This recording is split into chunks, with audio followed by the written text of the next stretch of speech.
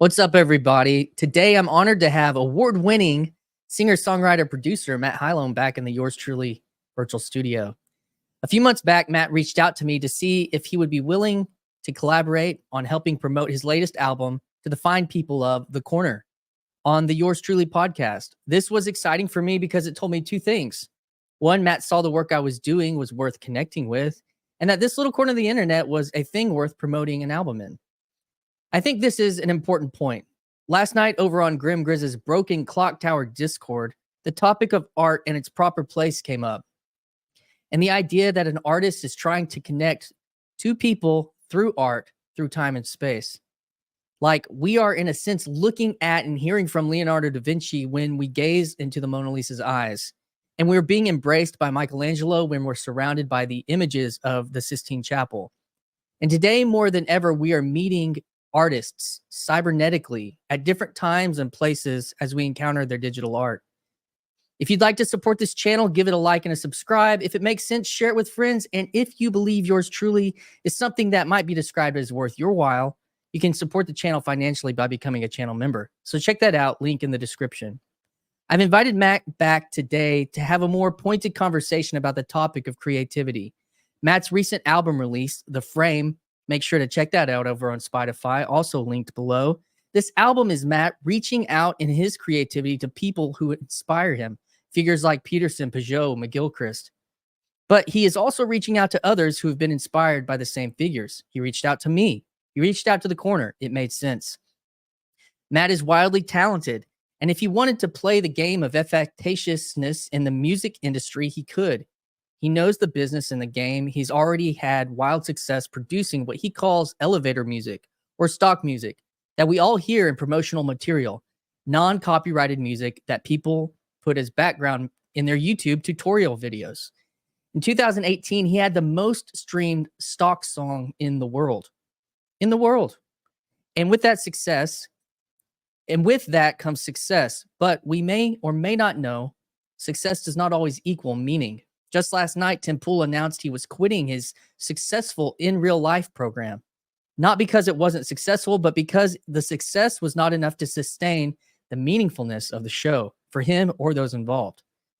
Matt has taken a different road leading into his inspiration, seeking to integrate the truth and the beauty he has found there to yield something truly good, something beautiful.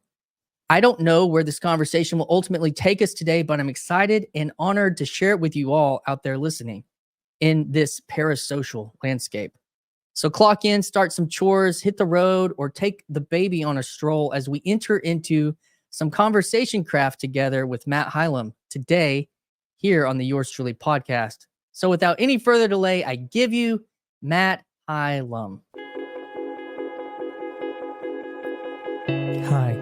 This is Christian Baxter, and you're listening to Yours Truly, a place we go to think out loud.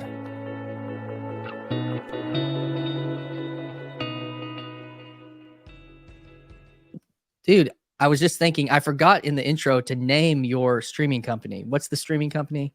It's Morning Light Music. Morning Light Music. So also have links for that. I've used some of your Morning Light Music awesome. For my live streams and different stuff. For some branding. Nice. Yep. Yeah, dude. Since last time we talked. So backstage, we were kind of hitting on, and I thought it might be a good place to start because what it means for like music to be your day job or to pursue your creativity as a type of day job. And I don't know exactly where all we were going with that, but what were you were kind of going on about when might be the right time or a good way to do that, and that's hard to find. Yeah, we were discussing the just kind of the seasonal aspect of creativity and knowing that you do have obligations if it's not a full-time job for you now.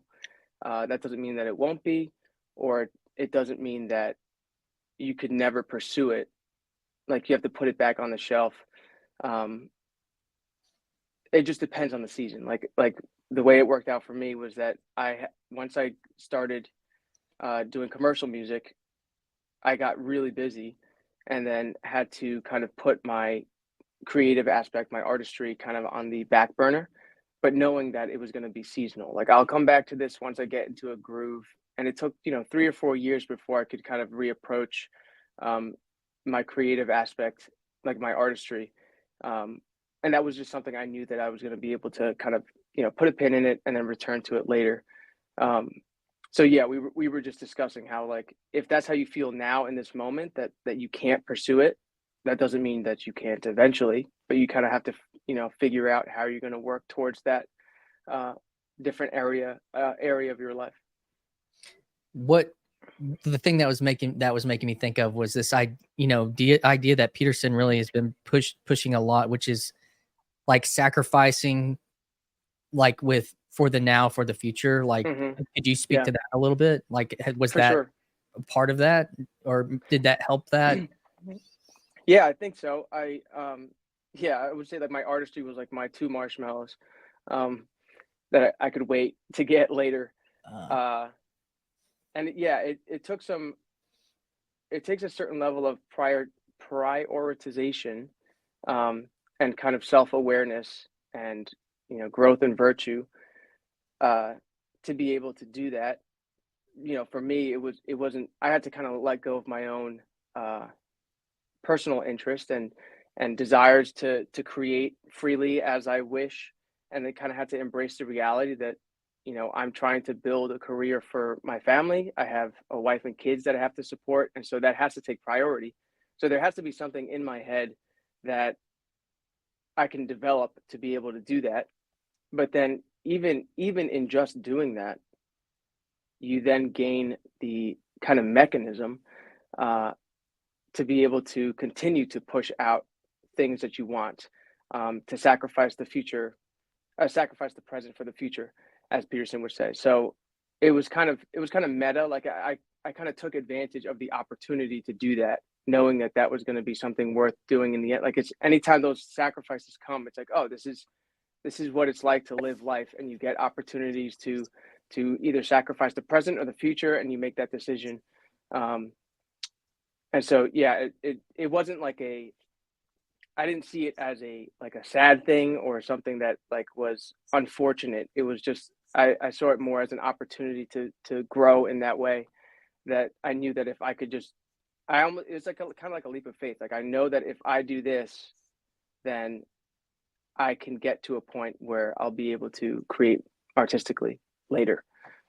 And you just kind of bank your life on that and then see what happens. That was like when I started listening to Peterson years ago. Uh, that was kind of one of the things that he would say that like really resonated with me, of just like, just see what happens, like pursue this to its full end and see what happens. Like the whole like kind of just jump into the chaos and then find out, as opposed to trying to figure it all out beforehand. uh that was really like a motivating drive for me. would you is the chaos like an entrepreneurial endeavor? Yeah. Yeah, I mean, it's all, yeah, all the unknown is, it's all chaos. um but yeah, the entrepreneurial endeavor, like I went to school for exercise science, so I didn't know that I was going to pursue music uh for a while. And then when I did, it was like, all right, well, I love music, so let me try to make a career out of this. And then that turned into like, well, there's this revenue stream that I could tap into, but I would have to jump into now being an entrepreneur. Uh, and so I just, yeah, it was like right at the right moment that I just started listening to Peterson, that all of these questions and opportunities were coming up, and I was like, yeah, let's just go down the road and see what happens. But then with that was like, all right, well, I'm going down this road of entrepreneurship and building this business, but this artistry is kind of fading away. Like, what happens to that? Like, I really want to do this, and then I'd have to check my motivations. Is like, am I doing this for myself? Am I pursuing the entrepreneur route too much for monetary gain, or is this really for my family? And then how does the artistry fit in my life? Is this an expression of myself, or is it just some sort of selfish endeavor? Do I want fame? Like all those things had to be like searched and ordered as I continued to walk down the path of entrepreneurship. There's two threads there. One is the being honest and true to yourself. The other one is, having your background, and hopefully we can tease both of these out, having your background in exercise science. And I remember last time we talked, and even like on your website where you list like kind of you do this really these footnotes of your inspiration for this last album, The Frame. And in this, even the way that this is being framed, you have a really strong, I don't remember if it's left or right brain, the kind of logic, kind of like ordered side. Yeah, left brain. You have a really strong left brain capacity. I mean, you were in the science, you were kind of in a science in your undergrad, and then you also have this really, creative side as well. And it was making me think, this all sounds fine and dandy, but a lot of people that have the more creative weight in their what's driving them and what shapes them, it's hard to conceptualize what you're like to go there first. You got it does seem like a different journey than, say, the really talented, artist or pop star or whatever that just was like all in this performative creative side without really regard for the ordered and structured side. Right. I don't know, like I don't, that just strikes me as interesting. Yeah, it's one of those things that you can't map out to everybody, saying that, like, you should, I hear this all the time on like different Instagram channels and social media, for like artists, tips for artists and up and coming up and coming musicians, and how to get your music out. And it's always this push for like, you have to have the business mind. You have to have the business mind. You have to like treat your artistry like a business. And so there's this kind of push for like what you might think of as right-brained people to kind of embrace a left brain, or incorporate more of a left brain. You could put it that way, in order to have a balance, in order to make what you're doing actually work in the real world. And you don't get a lot. I mean, obviously this is like a bigger topic, but in reverse, it's like you get somebody who's left brain and entrepreneurial, and then there's also this kind of call that's a little bit more subtle, and it doesn't happen as explicitly, to open your mind towards a right brain thinking. And this is like McGilchrist's whole thing of like master and emissary. Right brain should be leading. So if you're left brain dominant, you should really learn how to incorporate that right brain thinking and kind of let that be the primary way you think, and then left brain kind of adds to that. But not everybody has those capacities. Some people lean one way or another and don't really have kind of like a synthesis. And that's not like a moral statement or anything. And I think that's kind of how, like, that's why community is like important, like that's like, even at the basic level, it's like, I'm a man, and so my masculinity should be like balanced with the feminine. And so that's the benefit of getting married to the opposite sex, is that you learn a different perspective. And so like at a higher fractal level, I'm like left brain incarnate trying to incorporate right brain incarnate, and that's why community works that way.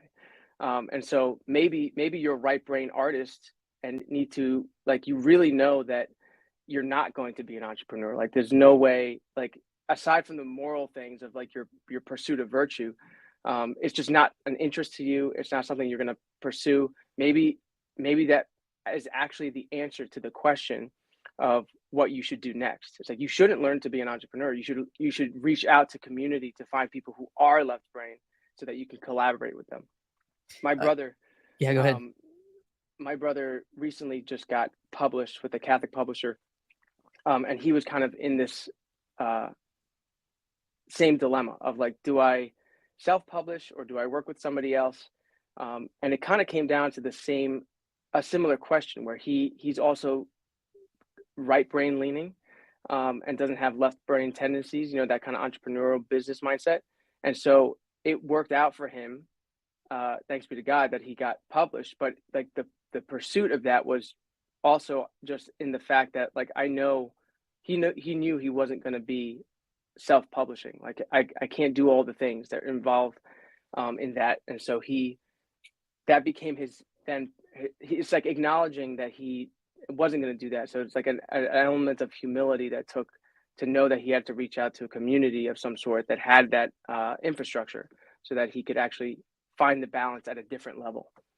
I think that's really good, because there are going to be kind of the self-starter, self-organized, like yourself, kind of what you're saying. I don't know. When I'm relating this on my journey, I remember there coming a point pretty far on when I was traveling with a band and doing kind of these worship conferences and camps and stuff. I realized, oh, I'm actually managing a small business. But I didn't start there. Like I was like, I want to do this thing. I had this vision for like, and then I was like, oh, I need to learn more of these principles. And in about the time that I was really starting to like lock in on that, so I had to take a pretty big step back from that process, which was appropriate. But just to that point, like, I think that's helpful to say, to look at your life and say, I might be a type, like I operate in a lot of chaos, but somehow something kind of magical comes out of this. But I probably do need some kind of infrastructure, like whatever, small label, small publisher, manager type person. And then for the others, like you're saying, I think this is actually probably the less realized, because there's a whole market built around what you're talking, like that, what your brother is doing. But for the person that tends to be more of a like independent artist that can do all this stuff, is like, how do you lean into getting inspiration? How do you lean into honing and developing the creative craft? You're not always like, you can get carried away, on this like single focus of checking the boxes or something like that. And I had an interesting conversation with another creative person in this corner. His name's Matt Hylom, and he is a comic book writer. He actually works. He's working part-time with Peugeot on his God's Dog comic right now, and he was doing the lettering, and now he's doing the coloring on this recent one. But that's like not his day job. Like he's it's very similar to you. He is a science textbook illustrator for. Oh, wow. So like that's his day job is that reminds me of, I make elevator music. I make images for science books. And he's also self-published through like Kickstarter, a comic series. He's like on volume 3 or volume 4 of his comic series. So that I am kind of coming in these these different ways. And then my conversation with Graham Pardun, who's like a kind of orthodox poet, writer, thinker. Martin Shaw liked something that he did and published it, but he's just like, I think he has a science background, but he's very cerebral in like just his thoughts and how he's getting things out. And it was probably helpful for him to get somebody to take his art and structure it a little bit. He was published by Martin Shaw's press, actually. Oh, wow. That's awesome. So yeah, that's like interfacing with those ideas. I don't know if there's something you wanted to add to that. Yeah. I mean, like you're kind of painting a really elaborate picture of different people's lives and how it works out for them, how they incorporate this kind of left brain and right brain thinking, and where they lean, where their deficiencies are, who do they reach out to because of that. And it's like, again, what annoys me a lot is when people will tell you how they did it, thinking that that's like a template for you to follow. But instead, I feel like you need to get to like a meta, like what is the means by which they came about that discernment, and that's what I like to incorporate into my own, my vocation, and then tell people as well what they should do, or encourage people to do is not like do exactly what I did because it worked out for me, because obviously everybody's different, but like the main takeaways is like know your strengths and weakness.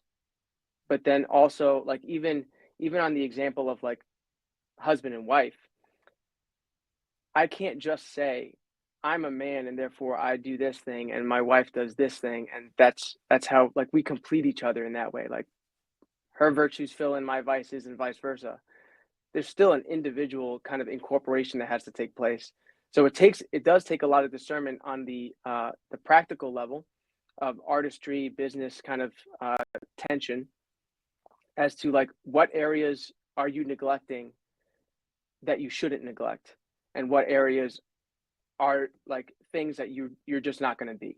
Like you're not going to be an entrepreneur, but maybe you could get a little bit more organized. You know, like, and that takes a lot of prayer, meditation, contemplation, self-reflection to be able to make those different distinctions as to be like, you know, hands up, I can't do any of this, so I need somebody to do it for me. It's like, well, maybe you should do a little bit, you know, like, and I'm not going to answer that question for anybody. They have to like figure that out themselves. The other piece that I was trying to tease out was you talked about, and you're kind of gesturing towards it right now, like getting honest with yourself. As you were moving, kind of, you had some commercial success, and you were like, okay, I want to set my gaze towards like back towards this creative ethos. Like how, and you put together an album over time. I mean, it was kind of a compilation of work that you've been doing over 4 or 5 years, maybe 3, 4, 5 years. And how did you get honest with yourself? Like, I think I had questions for you about, because you're kind of a self-producer, and I've been watching some of over the last year, you know, the Rick Rubin has produced there. I was wanting to kind of get your thoughts on him and kind of what he talks about with being honest with yourself as an artist. Like, we'll just start there and kind of see where that goes. I don't know where honesty comes from. Yeah, that's a tough one. Like I'm like, you know, hindsight's 2020, so I can like map out how I become honest with myself, but how it originated. Yeah, I don't know. Maybe it could also be, I think maybe for me, it's I grew up in a family of 9. I have 8 siblings. And we're also like very Spanish. So there's a lot of emotions that go into that, and everybody's calling each other out on their faults. So whether or not you wanted to be honest, you were going to be made honest publicly, one way or another. And so I was kind of always, and then in addition to that, like on the plus side, like my mom was always so great about like asking how we were doing in the middle of chaos, you know, like homeschooling all of us and meals and, you know, raising 9 kids. You know, she always had the time to like sit with me at the kitchen island during lunch, during the chaos, and be like, how's it going? Like, and you know, and I knew when she would ask that question, like, how's it going? It wasn't a, like, what are you doing today? Like, it was an invitation to be honest. It's like, what's on your heart? What's on your mind? And so I really feel like my family, particularly my mom, like paved the way, almost giving permission to me and my siblings. Like, you can be honest. Like just say what's on your mind, and then we'll talk about it. And then like I guess incorporating that into my adulthood was something that I really found as like foundational. I hold that as something that I look for in other people, and that I really enjoy finding in other people when they can just tell you what's on their mind, and not like in a like you know, in a casual way, but like giving you the deep intuitions or deep senses, deep struggles. You know, obviously within prudence, but like when somebody can open up to you like that, it seems like it's a revelation of the person. I like, you know, which is why Dante puts the betrayers at the bottom of hell, because betraying that honesty is like so pivotal and so detrimental to the human condition. So I would attribute it to my family. Yeah. Wow. So yeah, so betrayal is like it's like the antithesis to honesty. Yeah. And it's interesting, as Dante, as like a poet and artist, would also see that as like the lowest. You know, it also seems like antithetical to creativity and to your artistry. Like, if you're not honest with yourself, then you're a propagandist. You're some sort of, you know, machine for something else. And it like true art doesn't emerge if you're not honest. Yeah, I had that experience. Like it cut me off. I did betray my wife. I did betray like myself and God. And in that, like I couldn't write. And it's so like embarrassing because the thing about being able to write, I wanted to write about truth. I wanted to write about like kind of, Dawkins and Peterson. Did you watch the Dawkins Peterson conversation? I've watched clips. Yeah, I haven't But it's dived in yet. like I wanted to write about the Dawkins kind of truth about Christianity. And in that way, it was or would be propaganda, like you're saying. So, but I couldn't even get there because I was completely, I just was cut off. I was cut off from the truth. Like I don't know how else to say that. And the stark realization back, and even like the moniker "yours truly," like of this show or whatever you want to call it, is related to trying to reconnect to that reality and partially, and in this journey, I'm doing this series, like a creativity series, because I am trying to rediscover that through community, as you were saying, through this small community here around these here parts of corners of the internet. And so that's where I'm meeting you at, and why that makes so much complete sense to me. And to that point, I mean, I that is another reason why I've resonated with some of what Rick Rubin has talked about. He's been in some pretty interesting places, but it does seem like, it seems as if he's been able to actually navigate that to a real extent. Do you agree with that? Yeah, I think so. I read his book. What is the name of the book that he just wrote? And I can't remember. I'll look it up real quick. Is it The Creative Act? I don't remember. Yeah, I really love that book. I think I had enough trait openness to be able to, read the things he was saying, and the openness and stillness and the creativity that he was talking about, but then being able to filter that through a Christian lens, and not necessarily cut things off, but just kind of seeing it as a part of the whole. I know a couple of other Catholic friends of mine who read the book and kind of were triggered by it, and like, this is like so like he's talking about religious terms, but he's not being religious. Like, I know, like but it's a good book. Yeah, so I think that he really speaks to that level of honesty that one has to have with oneself, and then kind of removing some of the barriers as to like what some of the presuppositions that you come to the table with in creating, like little things where it's like something that's created in a short amount of time doesn't mean that it's lower quality.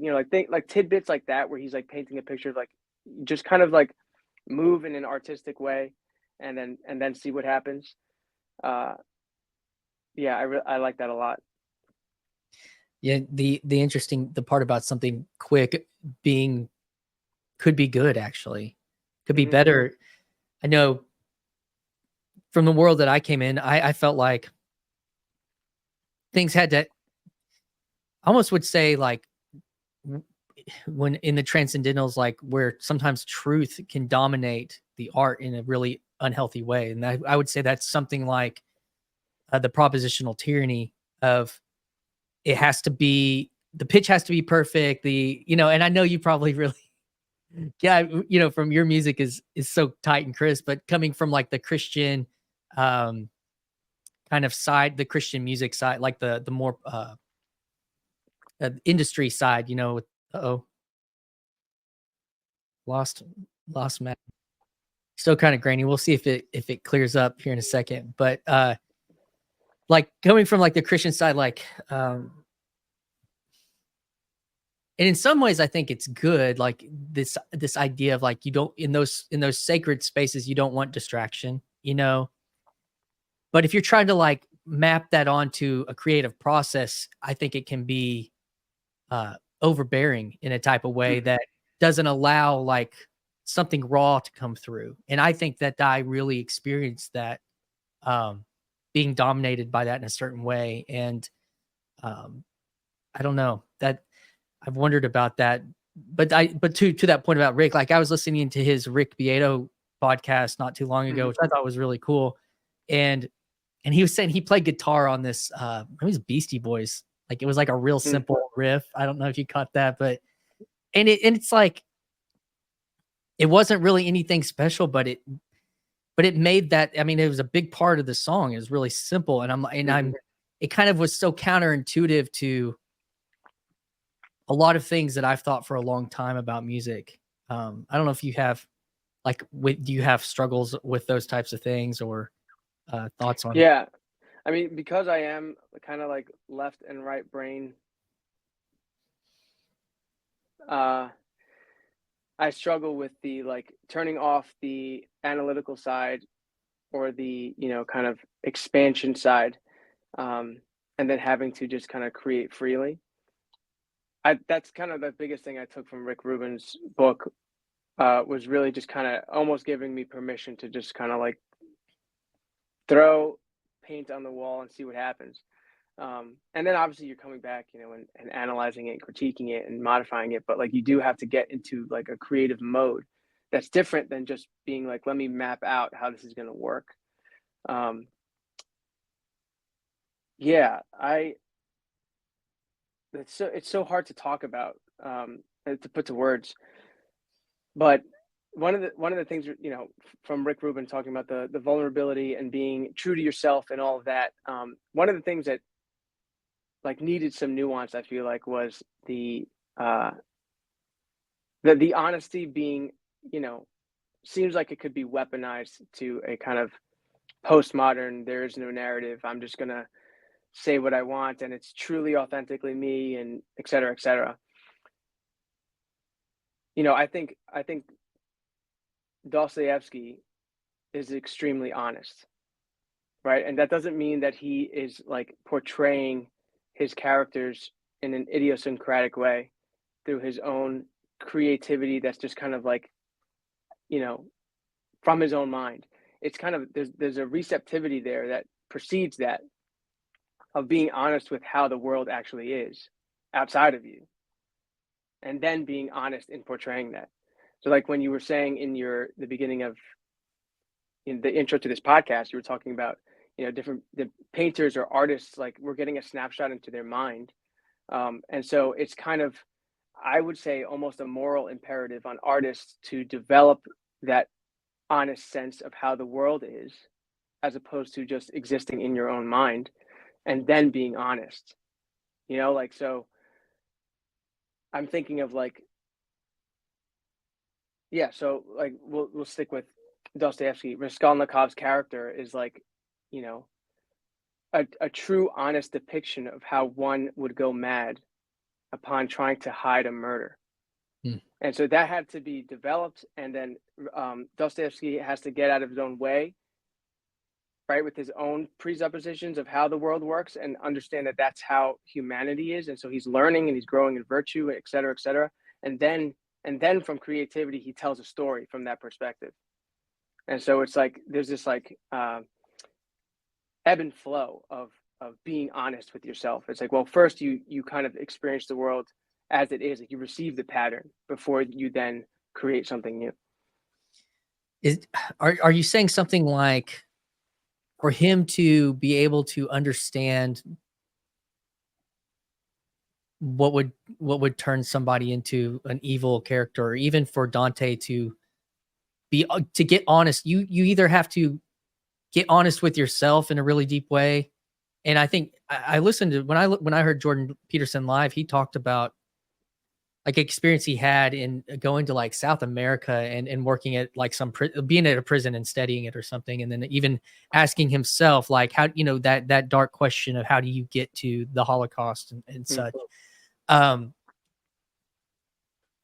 Is if you're not going to get there from personal experience, that you have to really honestly evaluate the world, or in a real way, to be able to integrate it and believe it. and it to be true in that story. I guess it would be something like actors, you know, like Heath Ledger becoming Joker or something like you have to believe that there's something evil, like there is real evil, and I guess that would be the critique of like something more in the postmodern frame, but like as well. But being able to find that yourself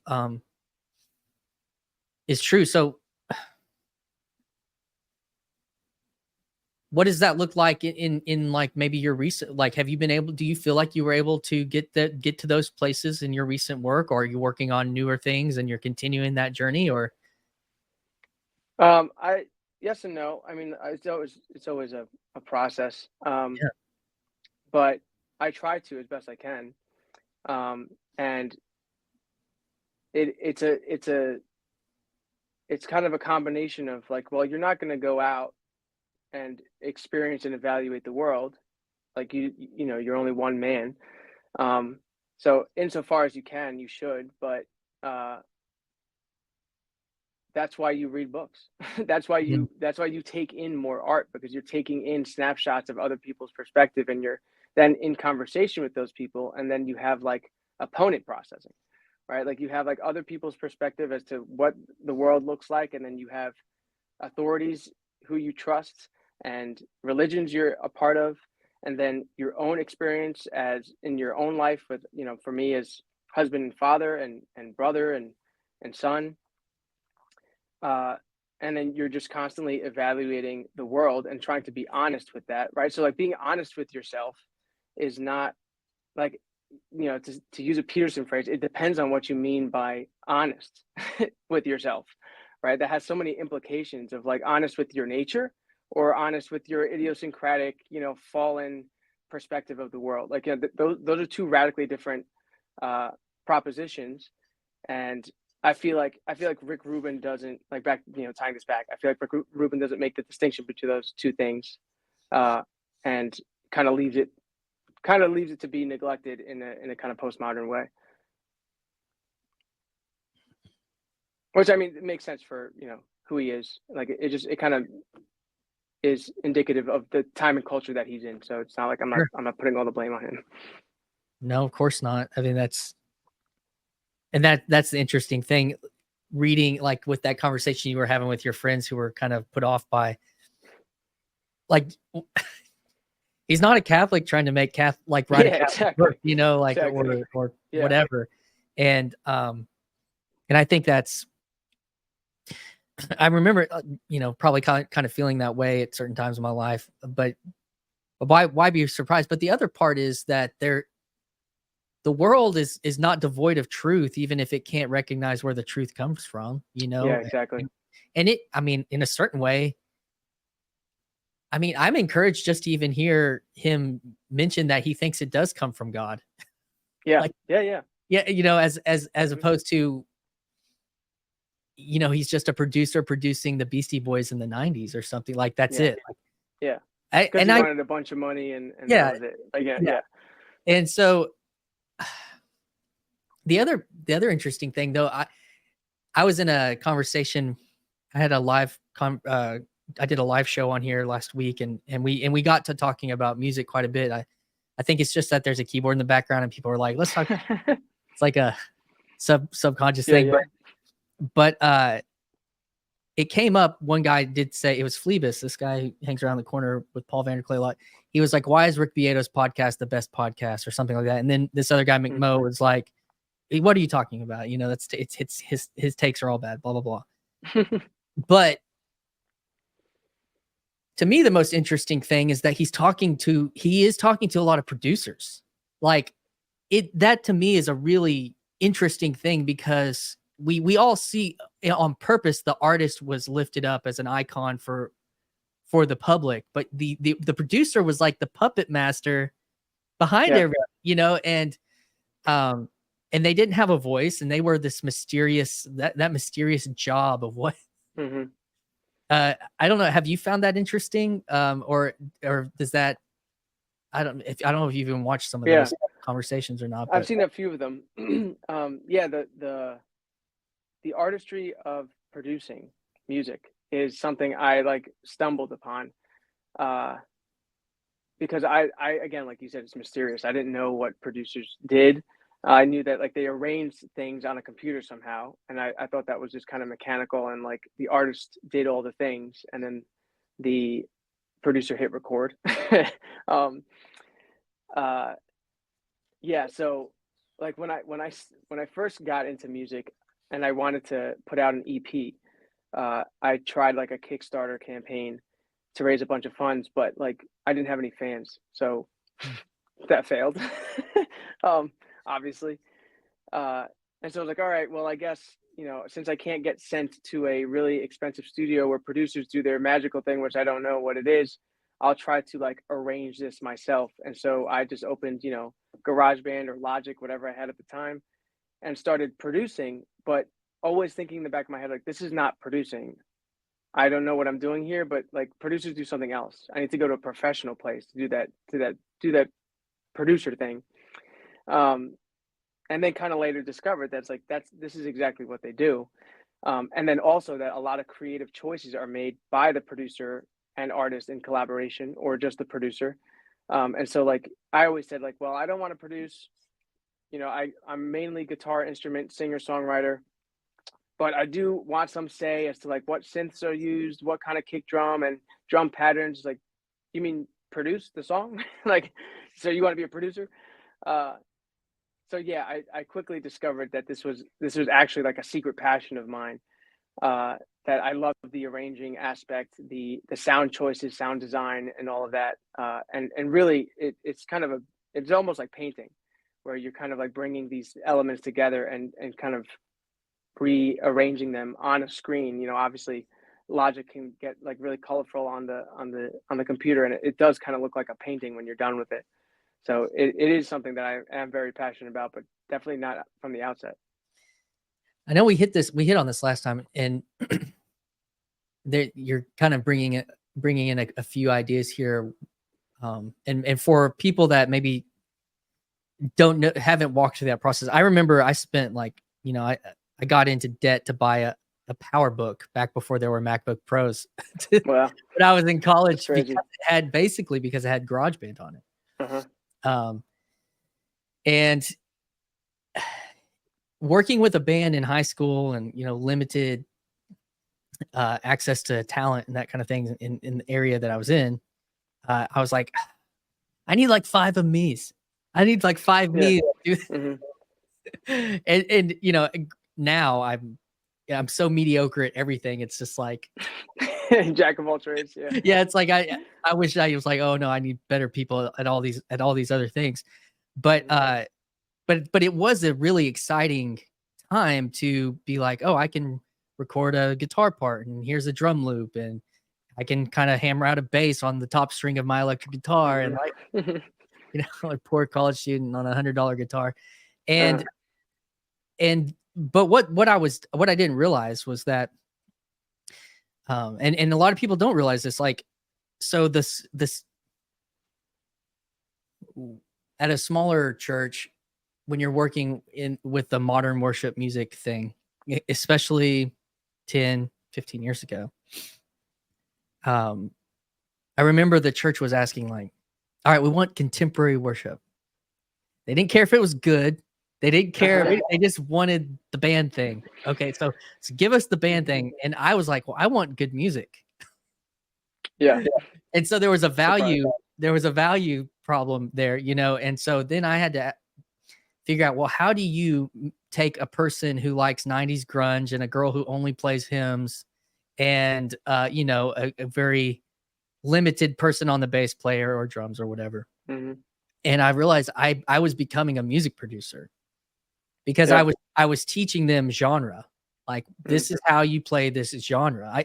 And years later, I had a conversation with a guy I used to work with who was a pastor, and he was like, Christian, I didn't realize it, but you were teaching these people, you were like being a music producer. Like, he told me that back to my face, as he got into another church and is getting into all these problems with trying to get people to sound good together. Mm-hmm. And so I've done a lot of that with live, Sunday morning bands. But you do a lot and we talked about this last time, like in the box by yourself. And I was curious, have you brought in anybody on your projects to in any of your singles and stuff to like do that, or is it just like all Matt like Um, I I had a friend of mine do female vocals on "Touch the Sun," and there was like an intro part that I wanted to use, and then I had somebody songwrite with me, uh, my brother-in-law, on "Unfamiliar Faces." But other than that, it's all been me. Uh, but I still had to go through the process that you're describing of like learning genre. yep, And it really is like you're kind of doing that music producer thing at an extended level with other people, but I had to do that within myself as bass player, guitar player, right. etc. I was just like, how do I play guitar for this song or this genre, and having to understand how that works. So yeah, you're absolutely right that is kind of what a music producer does, especially even if you're working with other people and trying to capture their best performance, from a singer or an instrument player. You're kind of like encouraging them in a particular direction. Yeah, but I wish I could do it more. But for now, it's been in the box by Well, me. I was wondering, yeah, like uh to this the interesting times that we live in, what it would be like for you to bring somebody in to produce like to your studio to produce you in your own like Yeah, that'd be crazy. that's kind of a weird Wildly crazy. Yeah, meta yeah. type thing, but Uh-huh. and to like let go of that. I Mm. I've had this other experience. Like I made a little EP back in 2011. I did Kickstarter actually, and I guess I had more friends and family than I had fans, Mhm. but Yeah. like, I had friends and family, but nobody with money to help. well, our budget was pretty small, and this was like 2011, and we were just trying to like pay a friend who lived like, he lived in Nashville, basically Mhm. like an hour north, Yeah, yeah, yeah. and anyway, so we get there and we had this vision of being, like producing something like Hillsong United, and he was really more into kind of uh, a more kind of acoustic driven sound. Like the Mhm. popular artist that he liked at the time was a guy named Michael Gunger, and Mm. he was like constantly trying to like push us in that direction, and we were trying to push like we wanted this big sound. But Yeah. that was what I think he was comfortable producing, looking Right, back. right. And there's always this one point on like one of the songs where he was like, he told the drummer to keep the hi-hat closed for this part. And we're like, that's like probably the biggest regret of the whole thing, because when we kind of were listening back later, we were gonna have to like reset up the drums and remic everything. And it's like, all right, we're gonna do this now. And I was in such a place where I was just glad to be there. Like the stress of trying to like get this whole operation going. Like Mhm. I didn't have a lot of I didn't have a lot of confidence. I didn't have a lot of like creative energy to say I wanted this or that. And I wish now that I had taken more of a like a position or a leadership in that space. But it was Mm. because I do have a regret like about that album, about like this one part. I was like, man, that really every time it gets there, it's like, uh, Yeah. Yeah, but I mean, that goes back to the honesty thing of like, as a producer, he should have known that what you guys were looking for, in an expression of your own honesty as like a genre you wanted to kind of circle around. But then he's coming to it with his kind of, here's how I do it and here's how you guys should do it. It's like, I don't know if that's going to work out.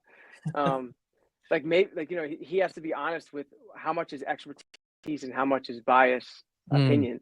And then know how to straddle that line. And the same thing for you. It's like, how much is like, I'm confident, I really want this hi-hat open, but I don't have the expertise to really stand my ground on it, but I kind of have this intuition about it. It's yeah, well, that's yeah, life. it was also like I said, I was just like glad to be there, like finally, Yeah. and I would, and yeah, and people I guess were looking for me to say yes or no, and I was just like, threw up my hands, and so yeah, that I couldn't even get into that space to where I was thinking about the end. Like I was just there kind of, but anyways, it's fun to talk about these things I haven't talked about in a long time. That was making me go back though. Just because I have been kind of looking for a conversation about kind of having been introduced to Rick Rubin in the last 9 months or so through YouTube and whatnot. And then like being like, oh, he did a lot of really interesting things. But one of the interesting things that he actually did as a producer was blend genre. Like that's actually like what was hip hop and rock. Like that he was able to be a nexus for that. I don't know. That was something that, because the Aerosmith and I think it was Run DMC collaboration, and then the Beastie Boys are doing rap with their rock, and from like the other end, and I don't know that and at this point, like you're doing that. Actually, you're doing like a version of that yourself, actually. Yeah, I don't know what it is inside me, but that is like my favorite kind of music, the like genre bending stuff. I don't know why. I don't know what it is. Yeah. So the Rick Rubin influenced the Kanye West, a more contemporary artist right now. John Bellion is a big genre bender. I love that stuff. Yeah. There's some friends of mine in the corner were recently talking about this band called Bill Murray. Have you heard of them? No. I have to look them up. Yeah, Bill Murray, but it's spelled like Bilmuri or something like that. Okay, that's funny. I'll look it up. But Chad, he runs a show called The Friday Morning Nameless, and he sent me the video, and it's this dude, singing, and there's a drummer and a saxophonist and maybe a guitar player, and like that was like it on stage. That's crazy. It was just one song, so I don't know, and I didn't listen to their produced stuff on Spotify. It was a live recording, but I think we are maybe just at that time where the genres have to like kind of like, that is what's interesting, because they've, in a certain way, rock's been played out or hip hop's been played out like so much that we have to like synthesize these things into what is happening. And I think that was kind of the Bill Murray thing. It seemed like it's the genres are, because he said something like there was like a country hook in it, but it's like also got like almost like a metal breakdown. Wow. It's like, that's crazy. That's where we're at, Yeah. Yeah. Maybe it's like just the internet age of just all information being so accessible, and it's almost like these genres are now having. I mean, maybe in this moment in time, it's probably happened before, obviously, but the genres are having conversations with each other, and it's almost like we're letting them play out. Like to see rock and hip hop have a conversation with each other and dissolve and integrate, and then come out on the other side as a cohesive whole, is kind of like, oh yes, it is possible. It is possible for me to converse with another person and gain their perspective and learn from them, and then be in conversation with them. So it's almost like an exemplar of maybe what we have to be doing in this like highly information age. I saw this random tweet, and it said it was talking about how we're being able to use AIs to have those conversations more rapidly, actually. He called it like backdoors, in that and he had these two images of like people trying to do that. Like, I mean, even just because we're kind of stuck on this, because I've been on, but Rick Rubin is like one guy that's going to punk shows, and he's also going to hip hop shows. Nobody else is doing that. Nobody else loves them as intensely, and he likes certain sounds that he's getting and certain like visceral things he's experiencing in these. And he is able to have that conversation like uniquely at a time and place, because he's already having that conversation inside of himself. And so it is going to be interesting as that we're going to have these tools to have conversation with, to integrate, these genre bending realities, into art. Hopefully it's, try to be optimistic. Everyone can be freaked out. I mean, even though like the advent of Peterson and Peugeot and their that kind of whole era is a genre bending. Like you're seeing like mythos reemerge into, kind of going through a scientific language, a psychology language.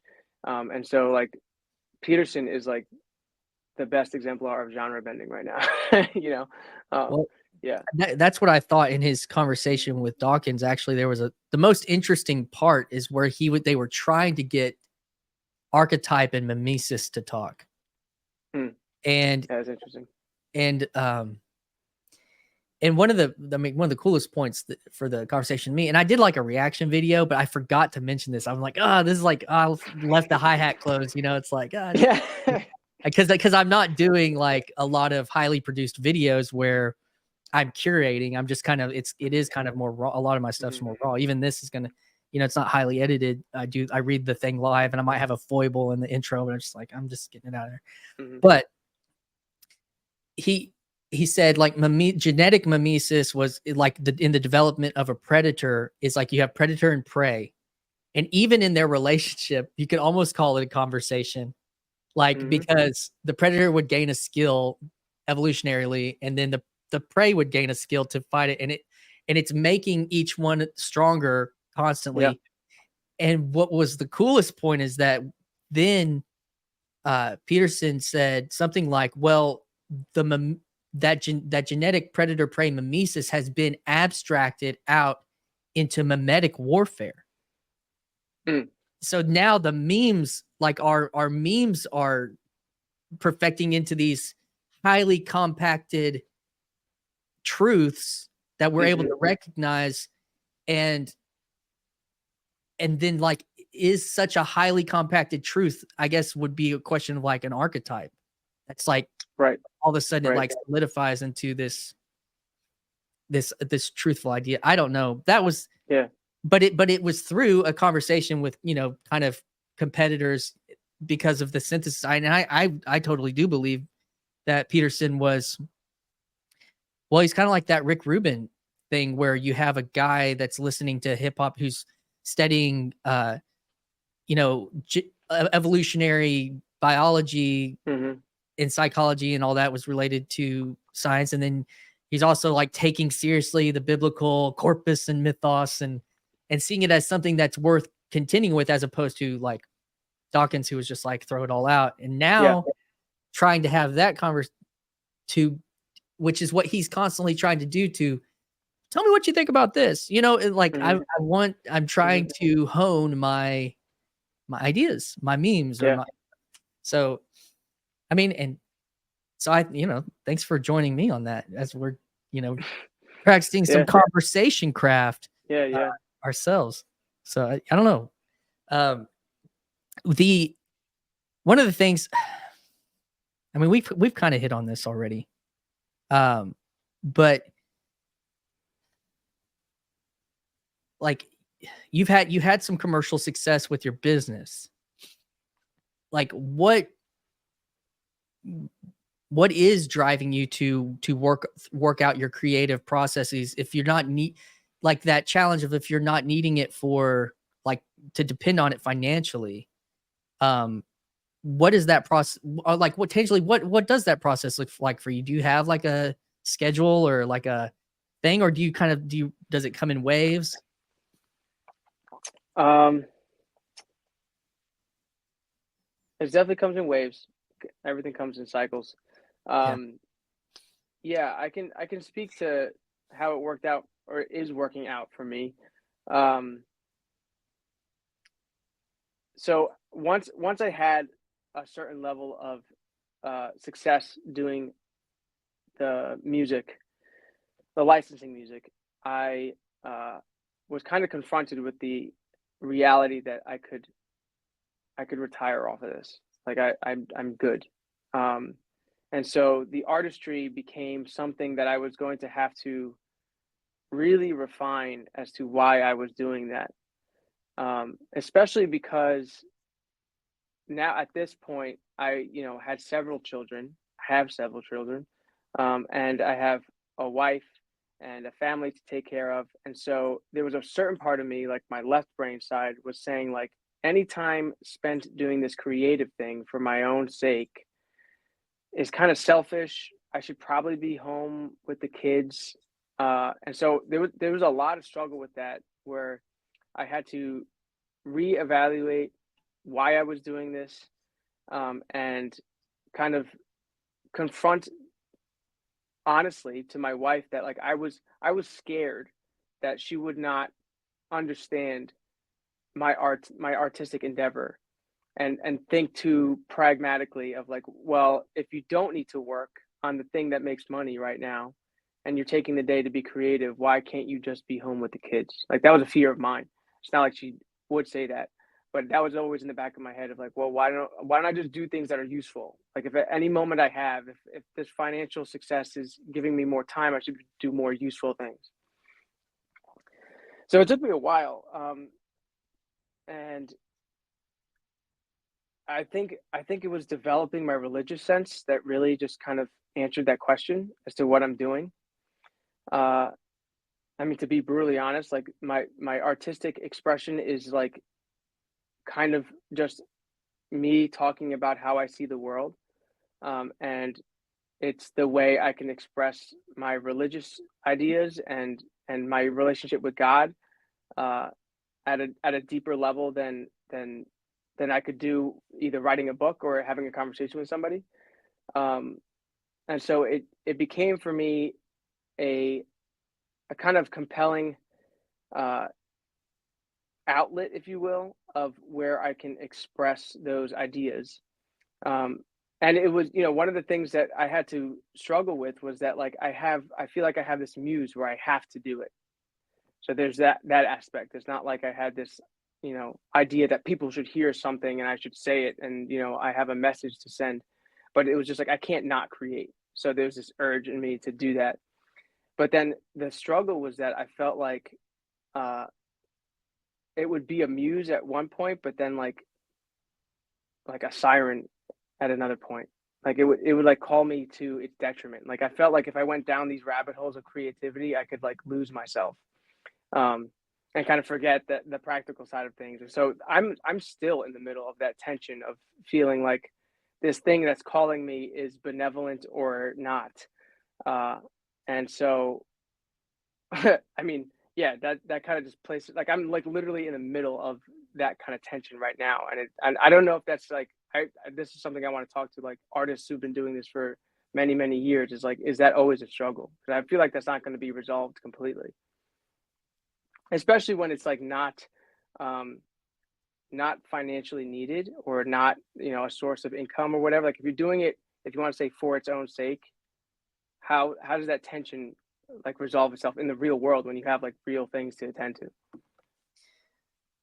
Yeah. You know, my wife, as I was walking out to prep for this conversation, she said, "Hey, can you take out the trash?" I said, Yeah, "No." I said, "No, this is in like 40 minutes and I have to write out this intro." Like, and I just it's like, yeah, "No, yeah. Uh-huh. no, but I'm not." I got to be creative. The But trash will dissolve somewhere. not only that, but then she was going to have to. Yeah. And I mean, because I had a time commitment that I'd also taken one of our kids to school and we dropped a car off at the shop. And so it wasn't like Mhm. I didn't do anything this morning, but I had that moment where I was like, was that right or wrong? Yeah. And she didn't give me hell about it or anything. She actually came up here to tell me a cool story like before we got on here. And so, but I mean, I've had that same tension with because, I was telling you, but backstage, like, I have a job I travel for but it does take care of Mhm. our family and I don't have to work every day of the week. So I have all these other days that I'm open. So Yep. it's kind of a similar, in a way, it's a similar situation. And so, yeah, I think I'm asking those questions, but I don't know how old are your kids? 11. It was gonna be 12, and to 3. So you still have one like bouncing around. I don't know. Do y'all homeschool or do y'all, Yeah. or so, Yeah. they're, but at the end of the day, the way, I'm trying to like frame this. I mean, it's just an idea, but you need to put your hands to the plow regardless, you did on this other thing, but now you're doing something else. And that for, you built this studio and you're in your house Yep. there. Like, and that is, I believe it's worthwhile. This is, but it also affords you to like tap in, like we're in the matrix right now. Like there's these weird things so that you can, hopefully that we can find encouragement and meaning in these endeavors. And Mm-hmm. the other piece about that is if you're not honest about that, like the muse, Mm-hmm. that there is this idea of integrating the shadow. And I think that, like you said, it can turn into the siren. Like it can turn into this if you don't somehow become honest with it. Become like we're talking about being honest with the message, or we're being honest with like the medium, but then that obviously that part of ourselves where then having that conversation with your wife, like I feel like I need to do this. And I mean, I'll give you a real life example. I was a worship leader and I was part of this church for a long time. And, I already mentioned, like, betrayed that, broke that, all those things. We went back to church there like 6 months after I was fired. And a big part of our life, my wife is a really good singer. And so we'd always done a lot of stuff together. And so she trying to get back into community. Part of that was her singing at church again. So, and like,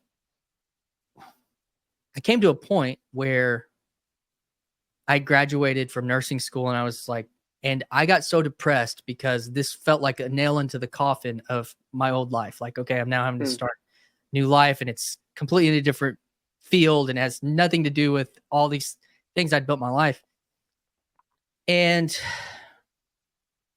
like, and yet, so my wife was still going to like worship band practice and it was painful. It was truly painful. And I was like, how can I ask her to not do this when I'm the one that ruined it? And I came to the conclusion, though, that I actually needed to be honest with her not because I wanted to control her or that even to say stop. I just needed to tell her the truth, like that it's hard, that it is extremely hard. And of course, she's like, pissed when I told her that I was feeling that way. But she said, I came to the point where I realized how much time did Christian spend not being honest with me about his feelings in the past. And this is, he's actually telling me how he truly feels. And she respected that on that level, I know that's like a really intense version of what you're talking about, but I think it is similar that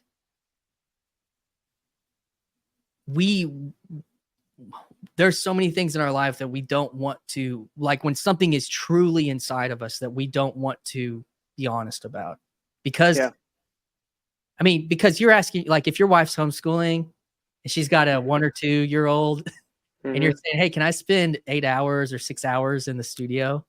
Like, that is a real thing. That's what I'm hearing.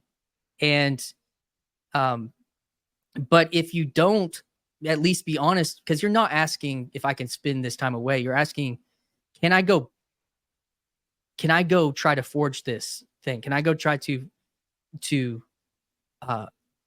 this thing again? Like, you remember when I put my head down and then this thing happened? Like, can I do that again? But it's not like clocking into your 9 to 5, It doesn't look that way, but that's just part of how our world's been defined, for a while. Yeah. I don't know. That's what was freaking out of me, man. Like, that's super helpful.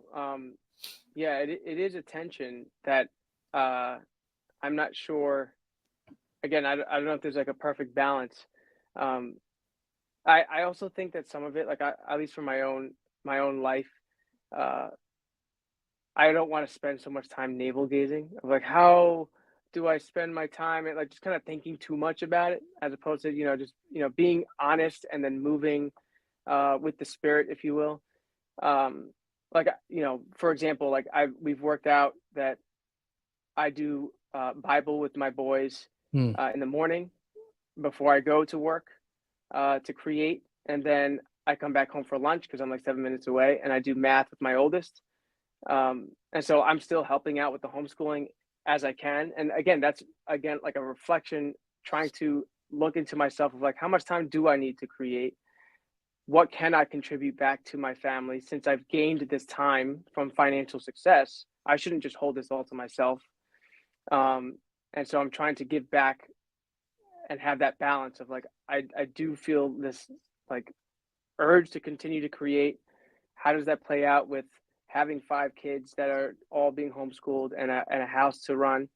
And so like 2 years ago, yeah, it was 2 years ago, I moved from a studio that was like 30 minutes away to now the one that's here 7 minutes away, for that purpose of like, I don't want to spend this much time commuting. I'd rather have a smaller studio closer to home so I can help out with the kids and the family.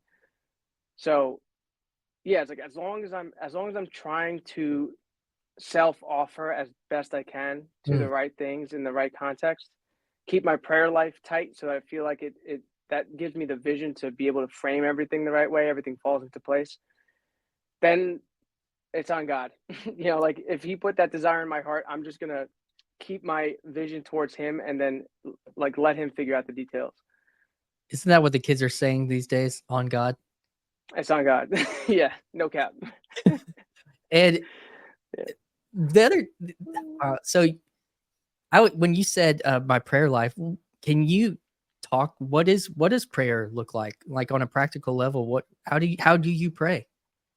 Um, on a practical level, there is uh, a prayer called the Liturgy of the Hours. It's Mhm. a Catholic book or series of books. If you're a religious, then it's like you have a lot more prayers to do in any given hour.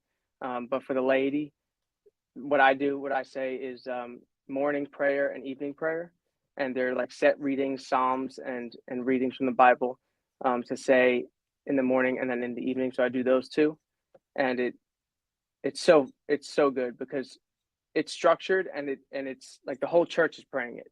Like all the religious are praying the same psalms and prayers at any given day, depending on the feast. And so it really feels like this communal prayer that I can like tap into within the confines of my living room. And so that's how I start my morning. And then like I do evening prayer, which is around 4 p.m. before I start the second half of my day, which is like coming back home. And so I feel like it's a nice like uh bookend to the beginning of my morning time and then like the beginning of my evening time. And it kind of just sets the tone. Um it's kind of like going up the mountain, seeing God and then coming back down. It's just that like that's where you get the pattern. And without it, it's chaos. Golden calves everywhere. um yeah, so that's what it looks like for me on a practical level. And then my family and I pray the rosary a couple times a week. And then we go to mass on Sundays. That's like the extent of our prayer life. But yeah, It's funny because when you hear like prayer life is intact as like a evangelical, like it's a different, like what you're hearing in your context for it is, and that's why I was wanting you to unpack that on a practical level because people are going to hear that, the few people, thank you everybody out there that's listening that's going to hear that is like we're going to hear that in all sorts of different frames, yeah, and yeah. um I There's remember. also a sense of like, sorry to interrupt. No, it's okay. There's a sense of like, you know, never cease praying, that Mm. kind of mentality. And so like doing the structured ritualistic morning and evening prayer and mass on Sundays, and the rosary, kind of put me and my family in a disposition to always be praying. So when I take some leisure time to read or I'm creating, like I'm always kind of pondering the scriptures or musing about things that are connected to my relationship with God. Um, and so I don't know if that's broadly speaking prayer, to kind of paint with a broad brush. So that aspect that kind of puts you into a mode. Yeah, mode of being. And Yeah. like you were raised Catholic, you're raising your family Catholic. Like what was being raised were those practices that were in your house, or are you repeating them, or have you tried to integrate more patterns that you didn't have? The liturgy of the hours is something that I started doing into my adulthood, especially when my older brother went into seminary, who's now a priest. Kind of introduced the family to that aspect. But we always prayed the rosary every day. We would go to Sunday mass, confession regularly, received all our sacraments. So we were my family, my parents were really devout. And so that was kind of always in the kind of the ritual of our family. And I had, ebbs and flows about how I thought about all those things. Like sometimes it felt like it was too enforced or too imposed, and then kind of coming full circle. It's kind of like that, was that bell curve meme where like I felt like it was like the midwits. I was a midwit for a long time. Of being that like, no, this prayer stuff is too X, Y, and Z, and then coming full circle to be like, yeah, I am now doing everything my parents had us do as kids, but now with a deeper understanding for myself. Just on the practical level of like being, I mean, I'm guessing, you're Spanish to Catholic, and then Yeah, your parents, was your wife raised Catholic? yeah, yeah. And so there's just this really powerful thing that from a certain perspective in culture, that's not normal. Hmm. Like, and that's a lot of the Zoomers are pointing at institution, and I think they're pointing at what you're like the blessings that you have right now. Mm, Like when they're yeah. pointing like at this vacuous culture, and they're wishing that like redeemed Zoomers wishing that these institutions had broader scope power because of a fractal of that all the way down into the home that Hmm. Hmm. and into the individual that you're painting right there. Um, I think that's beautiful. And the other piece that came up to me earlier when you were talking about the Catholicity of the hours, it kind of it made me think about like oh, what's the name of that movie? Pandora. What's the one with the blue people? James Cameron. It's Pandora. Avatar. Avatar. Yeah. Maybe the planet. Pandora's the planet. Yeah, yeah, yeah. Yeah. Well, like, and even my elementary understanding of stuff like that, Rupert Sheldrake talks about morphic resonance. Mm, I like have this. I'm of the mind that like you are tapping into something real when that's happening. I don't. That is spiritual. That is not just an idea. That there is like a real spiritual connection that it's like when they would take their braids and like, tap into the planet, yeah, yeah, I that's what that makes me think of, and I think that yeah. that's amazing, and, I think I mentioned this, like, my wife's family was, like, very Catholic as well, and I think that there's just and as my mother-in-law, like, kind of she became Protestant, and then now, like, my wife, married this mishmash guy, and it's kinda like, uh, I you do see, like, that there is something really beautiful and powerful about that large scale unity, so Yeah, anyway, go ahead. I mean, as it relates to, creativity and all the tensions we were describing of like left and right brain, and how do you make the decision to create freely, but then you have obligations? Like that's like a drop in the bucket of all the decisions and tension that somebody who's not religious has to like figure out. We all have to figure out. Like I'm still figuring those things out. Um, but it is the religious aspect, the religio, that binding agent that like frames all of it. So it puts it gives such peace to know that like once you put on a perspective that can like kind of, I don't know, crunch things down into like basic digestible pieces. Um, as an alternative being just combinatorial explosion of just complete chaos and anxiety. Um, Yeah, so it is like what you're saying, like you are kind of tapping into something really real when you go through those ritual aspects and going through prayers at different times a day.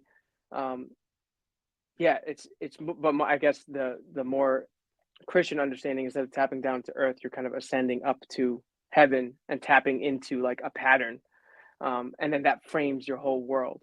But then, like, you think that that's just one aspect of many things you do in life, but it's actually the source of your entire frame. Like, it's how everything stays together. Yeah, it's not. We do live in this vivisected, atomistic, like it's just this thing Hmm. over here, Hmm. and that was kind of like keep your religion in its church or in your home, but not in the whole or Yeah, whatever. yeah. And that other piece of man, the communal aspect, the combinatorial explosiveness of I kind of gestured at it also because I made this tweet last night. A buddy of mine who does a show called or a channel called Strange Theology, Pete, he kind of follows like the Russell Brand, Joe Rogan, like Hmm. stuff, but he's a Christian. He works at a church, and I talked about that. So Tim Pool, you know who Tim Pool is? Yeah. Like Hmm. he's quitting his round table Yeah. thing. Did you see that stuff happen on Yeah. Twitter last Hmm. night? Like, Yeah. and I made this thing where I was like, you complaining about politics and culture is not there's not enough religio to make it feel worth it Mm. to the people that you're working on. And I actually contrast that to the Daily Wire that is Mm. um undergirded by religio, actually, which That's interesting. say what you want about them. Uh, this Jewish Christian, Jeremy's Protestant, a lot of the Hmm. commentators are Catholic and Ben's Hmm. Jewish, and philosophy and religion undergirds their politics. And Tim Pool is like famously atheistic and and like what he's tried to do, and I respect his hard work, but like he couldn't get people to tap into a vision of anything more than there was like not a positive vision. That was Yeah, my take on it. And that's so on point. Religio aspect, that like what he was missing was gonna inevitably be his downfall, or it's just like for everybody, it's not necessarily just Tim Pool, but it's like if you don't have that binding agent at that high of a level, yeah, then eventually it disintegrates yeah, because that's what we're motivated by as people ultimately. yeah. And I think to the again, back to creativity, is like I had to discover that within my art in order for it to continue. Like if I had lower means of like, well, I it is a passion of mine. I do feel this muse, um, but also it like is it's an endeavor I'm doing financially, and so I need to do that. Like I don't feel like that was enough for me. And then when those things went away, I was left to question what are the higher level binding agents that are going to continue to propel me to continue to create. And that's I did have to develop more of a religious sense in that respect, and then balance that with my family life and all that. So like my whole worldview had to have. I felt like I had to go deeper and deeper and deeper to find those connecting binding agents in order for it to sustain. even back to the intersection of Dawkins and Peterson is that the new atheist movement couldn't sustain itself ultimately, and it fell into like two ways. It fell either kind of towards Peterson or towards the woke ideology, Hmm. and because it had to find the binding, there was no positive vision other than this is not true. Right. And it couldn't find that binding nature. And even though, people have all sorts of critiques about Peterson, religious or not, like I think that he is tied to the religion enough that it allows people to walk across whatever he's the two things that he's holding on Hmm. to find the religious landing, or walk to get up the Yeah. mountain or whatever you Hmm. put it that way, um on like a cultural meta like far out view on it, but Hmm. even down to the personal, like you were saying, it is so important. And to go back to earlier in the conversation, because this actually also came up in the culture today, I saw that Obama had Eminem, they're campaigning for Kamala.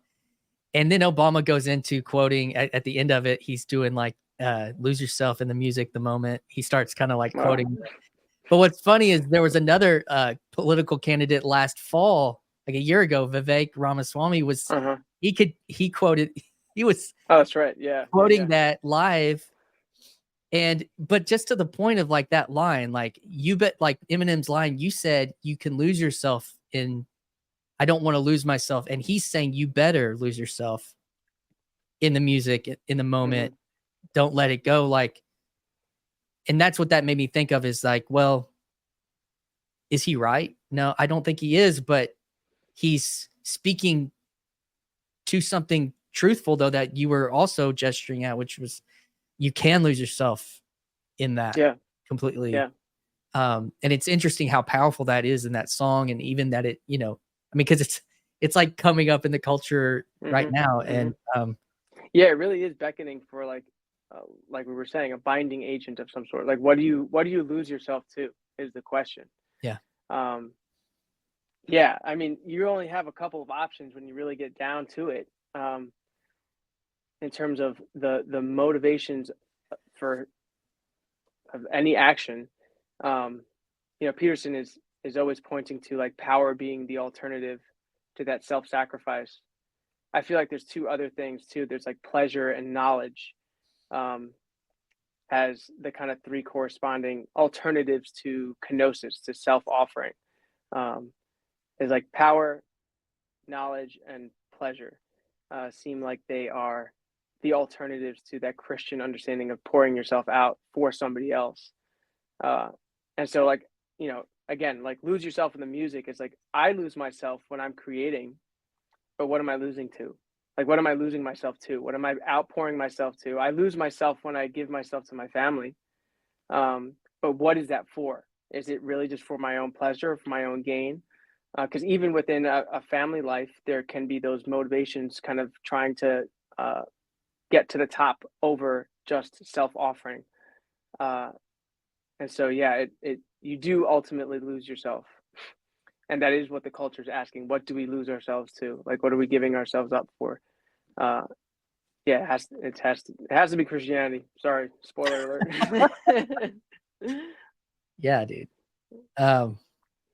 And you know, yeah, I mean, that's where I'm meeting you at, in this time, in this place, dude. So like, I'm kind of got us to the point. I don't know. Was there anything that you were chewing on before we got to this conversation that we haven't kind of got to? I listened to the conversation you had with, was it James Taylor Foreman? Yeah. That was a really good conversation. I really liked what he was saying about the creative. He was just talking about the creative process because it resonated with me of like creating and then critiquing, and you can't do those two things at once. Especially as somebody who, like we were saying before, like developed the entrepreneur side and is also an artist. I'm always so caught in that tension between, you know, coming up with a guitar riff, you know, like a Rick Rubin, something super simple, but then being like, is it too simple? Is it not? And like never hitting record because I'm like stuck in this loop of just kind of over analyzing, and then learning how to just let go and create, you know, like give myself a timer of like no critiques for an hour, you know, whatever. And then I can come back and critique. It's just, I feel like it speaks to a broader like pattern of just time and place, seasons for everything. You know, like go through the cycle. You can't have the conflict of when you don't know the proper place for things, the proper time for things. Really resonated with me. Yeah, and that does go back to, that is part of the producer ultimately, is to like to listen back to the piece, and some of that's working with like, you know, turn this up, turn this down. Yeah. There's too much going, it's too chaotic. These things need to find better places in the but even in production, it's like, you know, whatever, the kick is too loud. And then you get crazy of being like, how much? 3 decibels, 2.5, 1.8, like you get so analytical. But then even within that, you have to have a let go and be creative thing of like, well, how does it sound on the whole?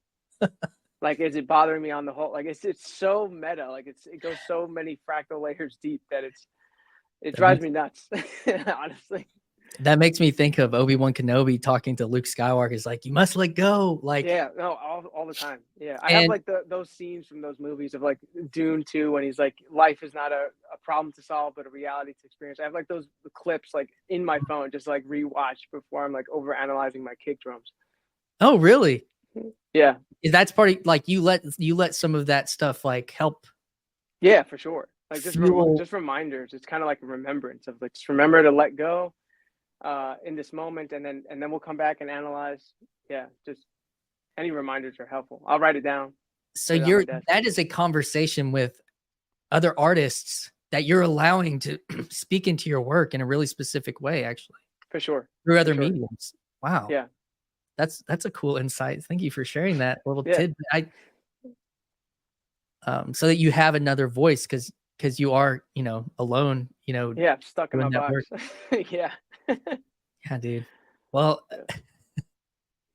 maybe, I have ideas. I have secret ideas of hopes and dreams in the future. And I mean, this is like this series that I've been doing with creativity is a proto part of an idea, of collaboration. So, I Mhm. mean, I'm not trying to be like, hey, let me come work on your next album. Like, I don't feel like I have, I mean, I have not honed my musical craft to be that valuable, but I think but in the sense of being able to reach through these, to use Grim Grizz's ideas, like to look back into the eye of Horus up there that's focused at me, and we're in these, he calls them our cell phones. We're in a cell like that. We're in this, and he uses this illustration of being, I can't remember. I think he does of, the girl. Oh man, what's the movie? It's got, man, I'm just completely blank here. It's got The Mask, it was early 2000s. The girl from the Star Wars prequels, and Thor's Natalie girl, Portman. Natalie Portman. It's V for Vendetta, Oh, yeah. and Yeah. I've and never seen it. okay, well, she's in a cell. She's a vigilante or something, and someone's like sending her messages through like the crack in the wall or whatever. In the like we're in these places, we're able to meet in this really unique way through these things that have bound us together. Like, I mean, like for me, being alone in this small town in Arkansas, like trapped, like watching, Yeah. Peterson and the like for 5, 6, 7 years alone, like not even having conversations about it. Mhm. Yet there's millions and millions of people having that exact same experience. Yeah. And it's like, and then all that stuff germinates and grows. And there's an album that comes out this year called The Frame. And there's like, this dude starts doing a podcast because of all, it's like, Mhm. and because going back to that point on art, because we're trying to take these things and like bounce them out in echolocation to be like, who else is out there? Yeah. Uh, Yeah. and I think, we get these ideas, and I've tried to gesture at this, which I've overused that word in this podcast. You get these loops, and I'm just getting old, and my brain is slowing down. But where, like in the intro, people can think like, okay, Matt reached out to Christian. He wanted to promote his album. Dude, he's such a like, oh, he's just trying to use the corner, Mhm. man. Like, I'm like, no. Like, he listens to all the same people you do. So like he's reaching out with this thing that and let's engage and let's talk and let's play. Like let's Yeah. Yeah. play together and and and in some way maybe collaborate together because this is a collaboration. And um I think that because we get self-conscious or about, well, and these things are dicey, but we get self-conscious about certain aspects of, is this self-promotion? Is this, um, and things like that. And I've been there. Like, believe me, Yeah. I've been I come have me lead worship to God, but I need to promote Mhm. myself. Like Yeah. that's a really backwards thing. And I've had that was a square and a round hole for me for a long Mm. time. But I also think it's also that integrating of that shadow side of Mammon or something like that is Mm. at least for me, that's like, I think that you can do this in a genuine or an authentic way, and it could also be good for business, and it could Right. also like be a good professional. Like it can be a lot of things, and it doesn't have Right. to be only the one and only the bad one. Right. Yeah. Yeah. Yeah. So I don't know, man. I got on a little bender there, but a little No, riff. that's good. But yeah, dude. Well, man. So I think I've said this on a time or two, and I think I may have mentioned this to you, but I'm interested in I've got I don't know if the next this was like the last in this series of people that I kind of purposely reached out to talk about creativity. I talked to you, James Taylor Foreman. I talked to Matt Krotz, and I've talked to Graham Pardun, and also to Justin Wells. And everyone's purposely like I reached out to because when I first was getting in here, I was in this kind of conversation space, one of the Brady Bunch screens, um, and Matt Krotz was like, "Who's going to make the album? Who's going to write the comic? Who's going to write the novel?" And I was like, "You're right, because all these things need to go somewhere, and they don't get into the culture. Like, not everybody is thinky talky. Some people like to listen to songs on Spotify more than they want to listen to an hour and a half of somebody talk about this stuff, or somebody wants to read a story, and James is writing a story, and someone wants to, or some like Justin is like teaching filmmakers about, and Matt's doing his own comic, but he's also partnered with Peugeot's work, like on the ground, trying to infuse these things into the culture. And so I'm hoping to be able to have a roundtable, like a Brady Bunch roundtable with you guys. So like, that are kind of doing the certain on the ground projects, but also bring into the conversation more, and do all those things that I was mentioning, and kind of collaborate, in a certain way. Sure. So hopefully we can work that out. And this is just a little preview for that, if anyone's still listening out there.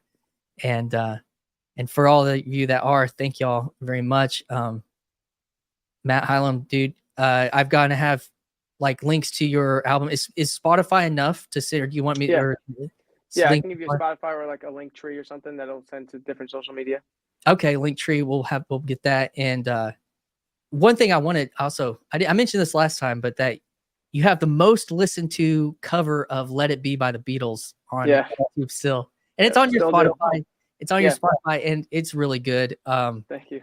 And that was, well, I actually wanted to talk about that, but I'm already kind of like, go ahead. Is that what you said? Yeah. So that's just the piece of, before we completely wind this thing down, I guess, hey, it's my show. I can do whatever I want, right? Exactly. Oh no. The difference between covering a song and it having success, making stock music that there's not lyrics, there's not really a lot of story attached to it. Like both those things have had major success. Like as far as, putting a cover on YouTube, successful. And we've hit on this earlier, but like, and I had my own, like, I got into covering music so much that I felt like I wasn't even a creative person anymore. Right. Like, did you come into contact with that yourself? Like those two things? Like, I did covers for a while. I think "Let It Be" is the only one that's still public. But I was coming up at a time when covers, like the whole point of covers was to like reinterpret them and post them on YouTube.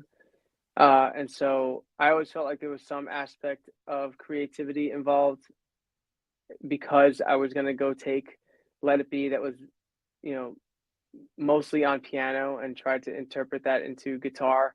And then, that opens up the range of how am I going to play the guitar? Like I, come up with my own picking patterns and melodies and harmonizing melodies. But so I never really felt like I was not in a space where the covers I was doing had to be exactly as they were produced. And so, like, I'm sure if that's like what your experience was Yeah, it was. of Yeah. like it's got to sound like the way it was recorded, like you kind of lose a little bit of that spark for sure.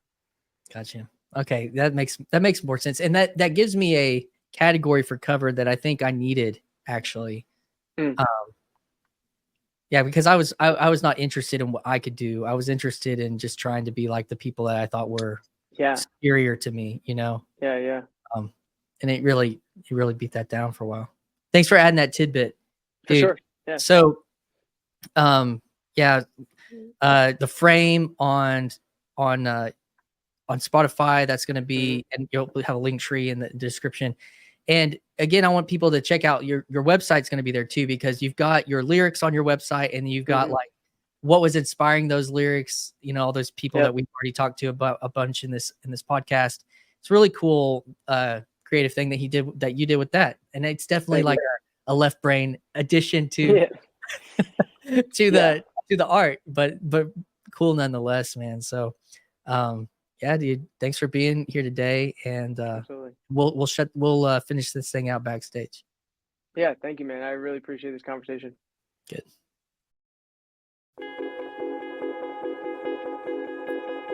Hi, this is Christian Baxter, and you're listening to Yours Truly, a place we go to think out loud.